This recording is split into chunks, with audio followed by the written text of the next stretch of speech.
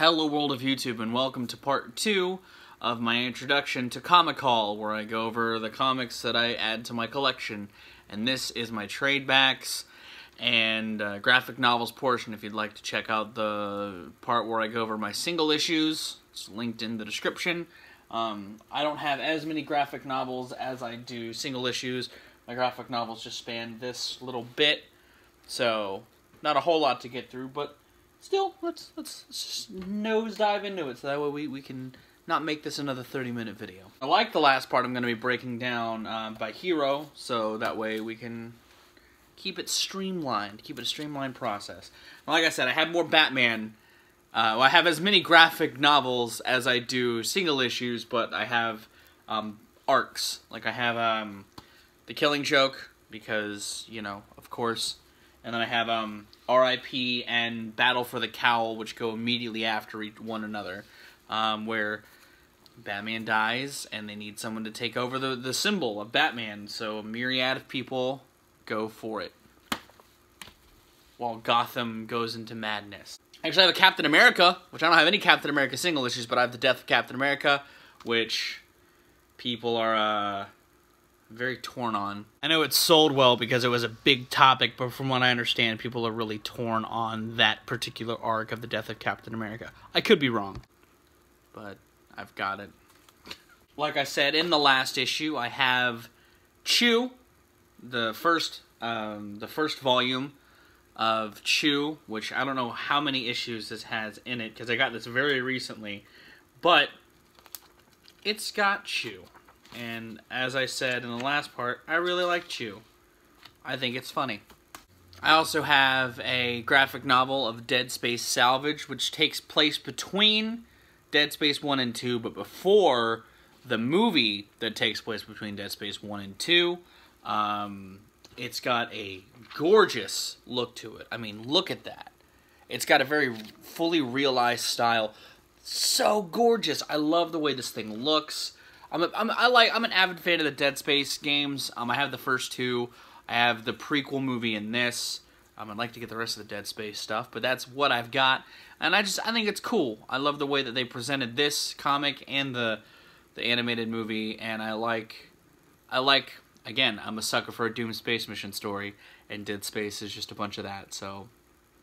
Like I said in the last part, I also have Ender's Game, but I only have Battle School. I thought I had more, but they split the book across its sections, and I have the first section graphic novelized right here.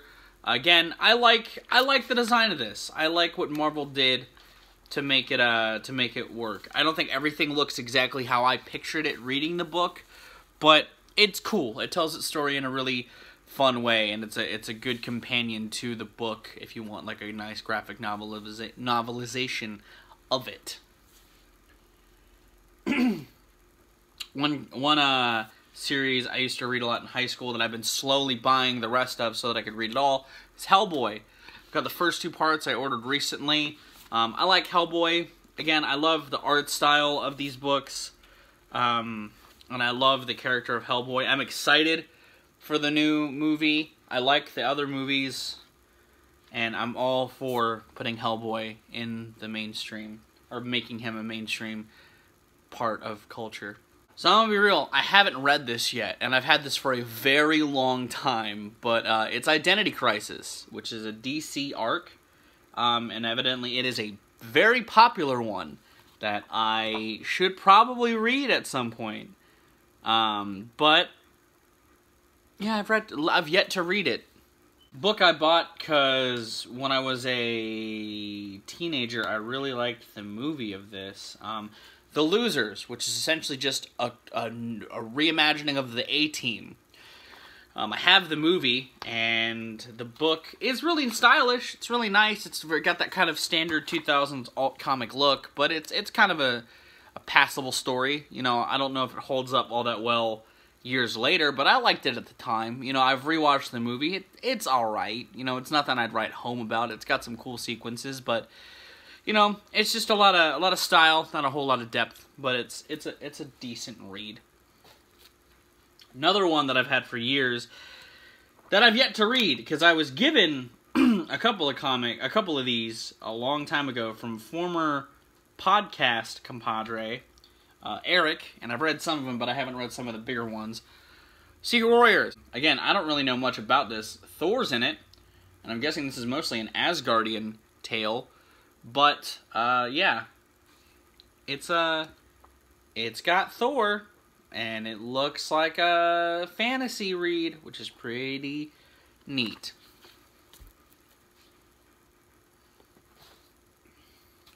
Speaking of Thor, I have a couple of Thors, which I have read some of these, and they're really nice.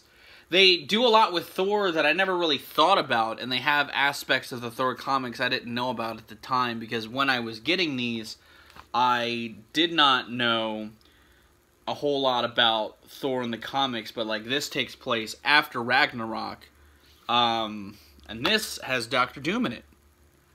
Couldn't tell.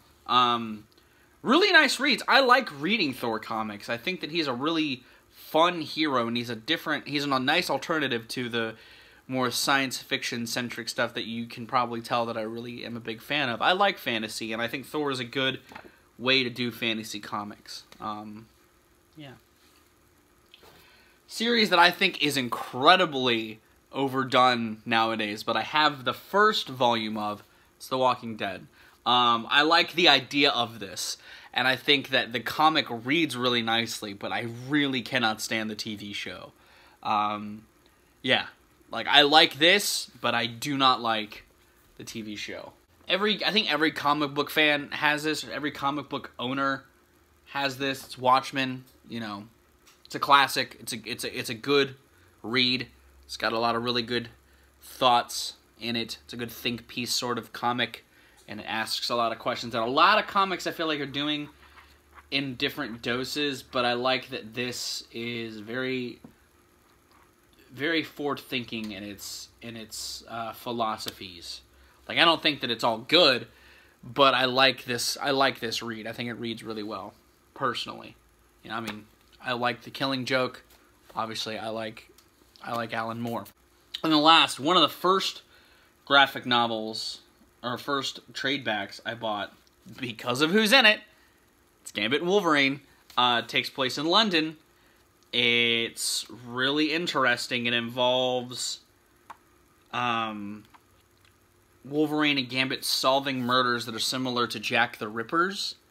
And it's a fun read. It's a fun little trade back, you know? I bought this at Universal Studios years ago when I went there, when it was before the Marvel buyout. I don't know if they still sell Marvel stuff at Universal Studios, but I like this.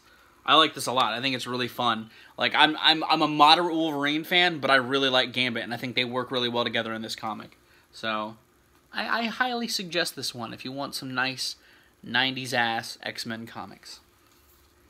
Those are my trade backs. Like I said, I don't have a whole lot over here, but you know, I get these sometimes. Like I said, I got the Hellboy and the Chew very recently, so I do add to this as well. And whenever I do updates, I'll just do them together. I'll do comic books and I'll do trade backs together, just to keep it consistent.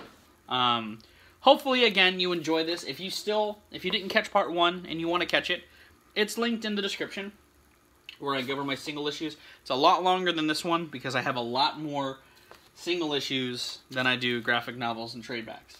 But, again, hopefully you enjoyed this. I'm going to go. I have been Viral Rack. You guys have good days, lives, and situations, and well, I'll see you another day, frankly.